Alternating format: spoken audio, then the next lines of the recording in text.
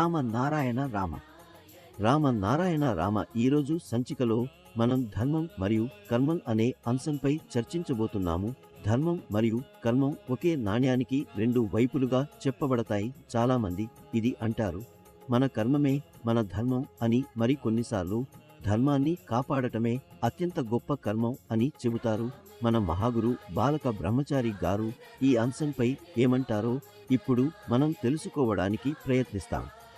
పురాతన కాలంలో ప్రతి వ్యక్తి కర్మమే మన ధర్మం అని చెప్పేవారు. మీరు ఏ ధార్మిక గ్రంథాన్నైనా తీసుకుని చదివినా అందులో ఇదే సూచన ఉంటుంది. మన మహాగురు బాలక బ్రహ్మచారి గారు అంటున్నారు, కర్మ మనుషులు చేయరు, కానీ కర్మ మన సృష్టి చేస్తుంది.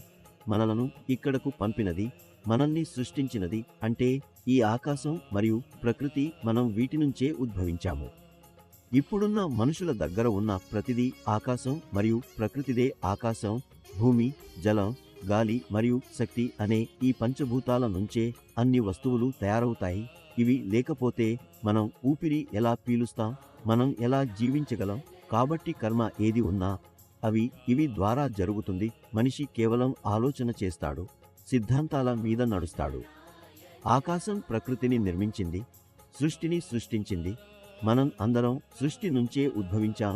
ఇవన్నీ పరస్పరంగా ముడిపడి ఉన్నాయి. వీటి వల్లనే మనకు శక్తి లభిస్తుంది, మన చైతన్యం పెంపొందుతుంది, మన వివేకం ఏర్పడుతుంది.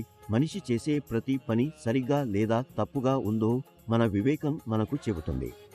జీవితంలో మనం చాలా సార్లు అనుకోకుండా ఇతరుల హృదయాలను నొప్పిస్తాం, ఇతరులకు చేదు కలిగిస్తాం. ఇలాంటి సందర్భాల్లో మన వివేకం మనకు చెబుతుంది, ఇది తప్పు, చేయకూడదు. కనుక మనం ఎప్పుడూ చెడు చేసే సమయంలో మన మనసు మేల్కొంటుంది. బాధాకర పరిస్థితుల్లో మనకు ధైర్యం కోల్పోయినప్పుడు మనశ్శాంతిని మళ్లీ పొందటానికి ధ్యానం, మెడిటేషన్ చాలా ఉపయోగకరంగా ఉంటుంది. ధ్యానం ద్వారా మనసుకు, వివేకానికి, అంతరాత్మకు శక్తిని అందించవచ్చు. ధ్యానం వల్ల మనసు నియంత్రణలో ఉంటుంది. ఆకాశం మన ద్వారా మంచి కర్మ చేయిస్తుంది. ధ్యానం అనేది ఒక రకమైన శబ్దశక్తి. ఇది మన శరీరంలోని 50,000 కోట్ల ఆత్మలకు శక్తిని అందిస్తుంది. ఇది మన శరీరానికి బలాన్ని, జీవన శక్తిని, ఆలోచన శక్తిని ఇస్తుంది. ఈ శబ్దశక్తి ప్రకృతి నుంచే వస్తుంది. కనుక ప్రకృతి, ఈ సృష్టి, ఆకాశం, బ్రహ్మాండం ఇదే మన జీవితానికి మూలం. రామ నారాయణ రామ అనే బీజ మంత్రం ద్వారా మనం బ్రహ్మాండంతో ఒకటవుతాం.